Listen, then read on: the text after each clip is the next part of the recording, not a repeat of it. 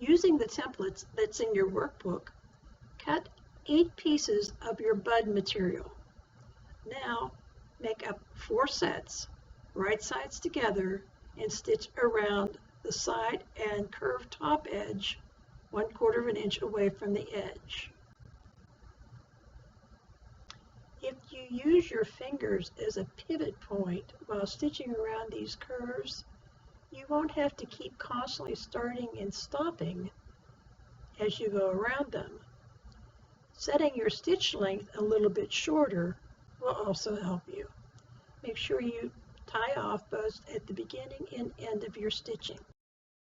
Now we're ready to turn our buds right side out, but first make sure you clip along all the curved edges so that it turns smoothly.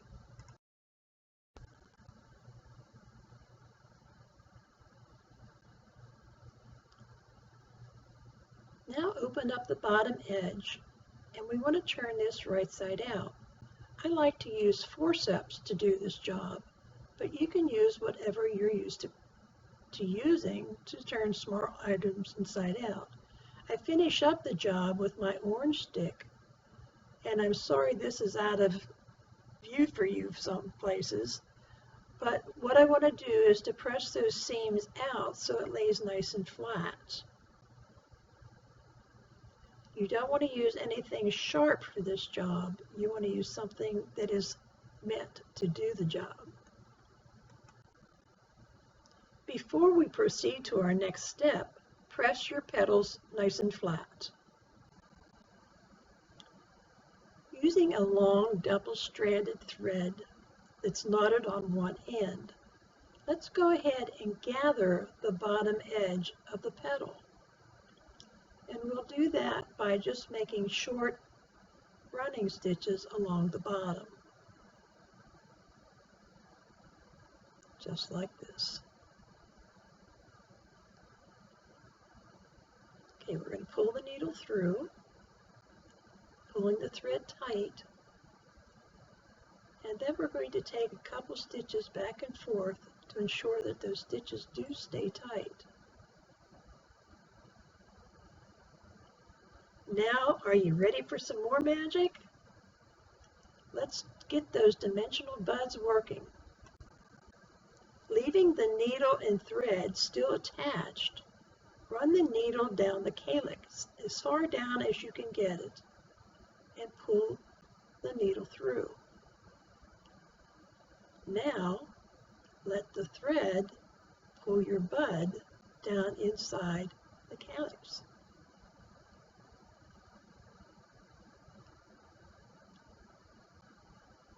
Just like that. And as we're stuffing the extra fabric inside that calyx, it creates a raised effect.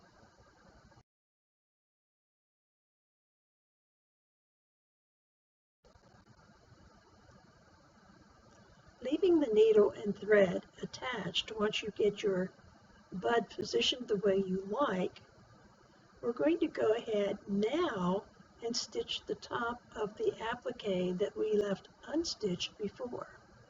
Again, we're still using the same 1.5 stitch width, 1.0 stitch length, and we're going to lock our stitches when we start.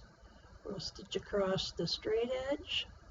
This is going to ensure that our bud fabric is held in place and our applique calyx is also in place. And just like that, we have a three-dimensional bud. Now we're going to go ahead and pull that thread just a little tight and snip off that tail, leaving the thread inside the calyx. Pretty neat, huh? Continue on with the rest of the calyx.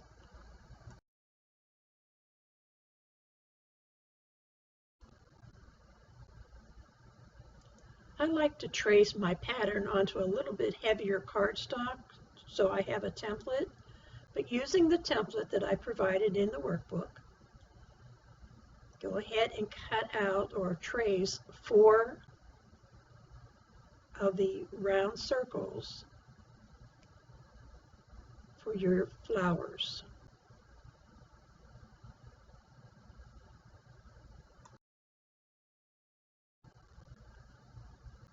With a long double strand of knotted thread, turn over the edge of your circle and begin short running stitches along the entire edge of your circle.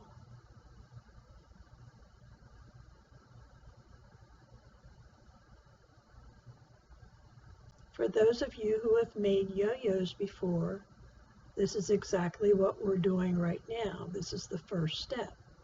For those of you who haven't, then this is something new for you.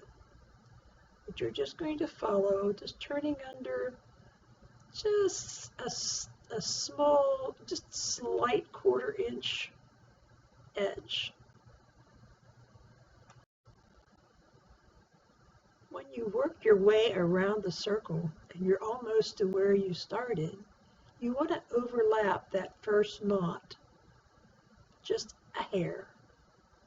So we'll continue on until we get to that point and then overlap.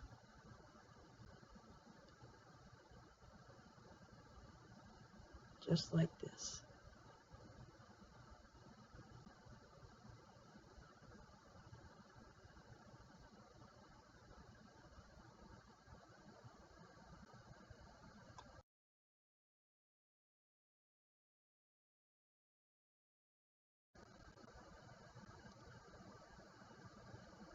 Now we begin the process of gathering up the stitches that you just did.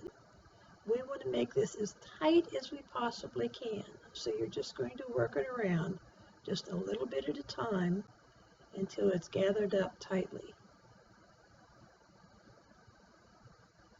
Don't pull on the thread and expect it's going to gather just like that. You do have to work it around a little bit.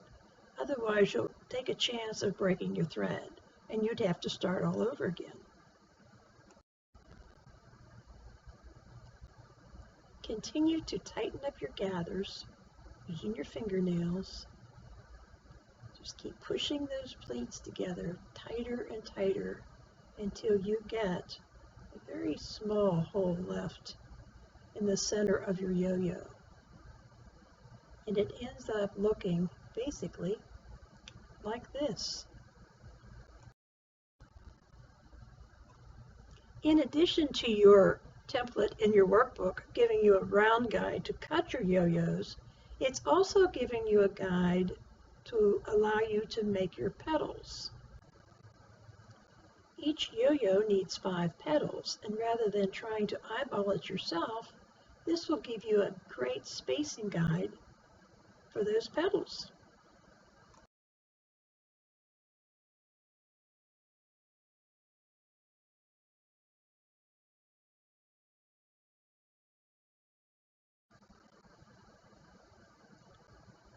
Using again a double stranded thread with a knot, pass your needle through the center of your yo-yo.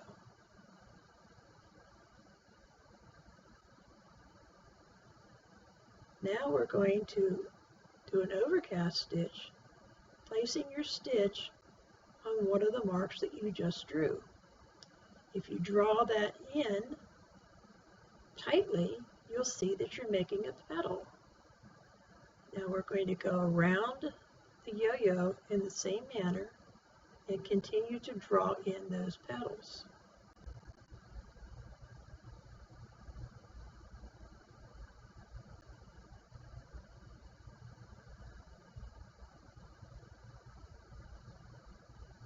After you've completely done all the petals, turn your yo-yo over to the back side and secure your stitches. You're going to want to do the other yo-yos the exact same way, so you'll end up with 4-dimensional flowers. But don't cut your thread. We've got something else to do first.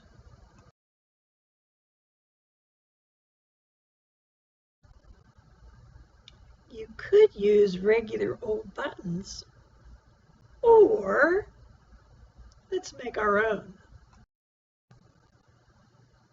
Your covered button kit will have a template generally on the back cover of the package. You want to cut out the size appropriate, and in this case we're using a size 24, and we want to draw out 4 of these. After drawing them out, cut them out, and then lightly mist them with some water. This will help to make the buttons go into the mold so much easier. So with the kit you get this little cup. Now these are the Dritz buttons, and these are really the easiest ones to use. You put the top of the button over the cup with the fabric in between. And take the little pusher and just push that button right down into the cup, just like that. Now you want to fold over the raw edges down inside of the button cap. And this is where having the fabric moistened a little bit makes the job easier. Now you'll take the bottom of the button,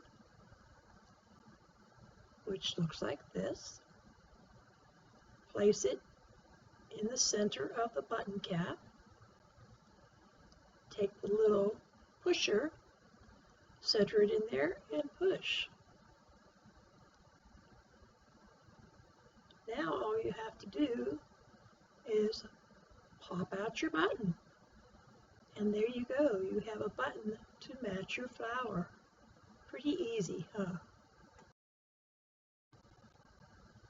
Now it's time to attach the button to your flower.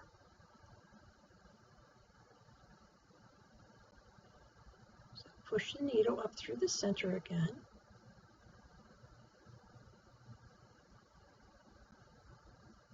Grab your newly made button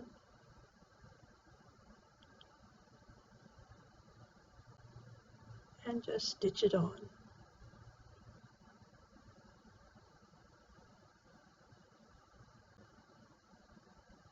Look how nice it matches your fabric. Isn't that special? Now we're going to take a couple more stitches just to make sure the button is secure. Now I'm going to forewarn you, I do not like to stitch the button directly to the patch that we just made or to the quilt block. The reason being we have a tendency to try to pull the buttons tight, and that might distort your block a little bit. So I'll show you a different way to do that. But now we have the button on your flower and we're ready to attach.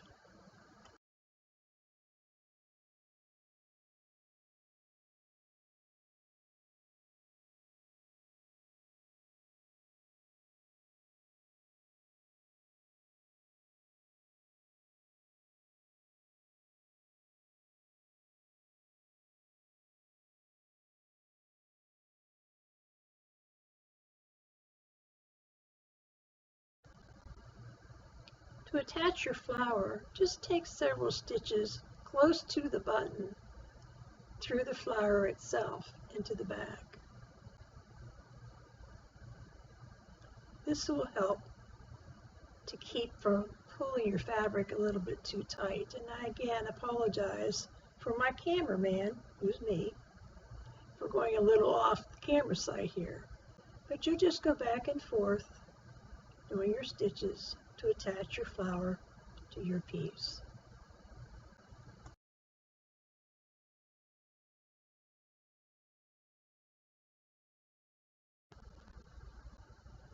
Once you get all the flowers attached, you have completed block 1.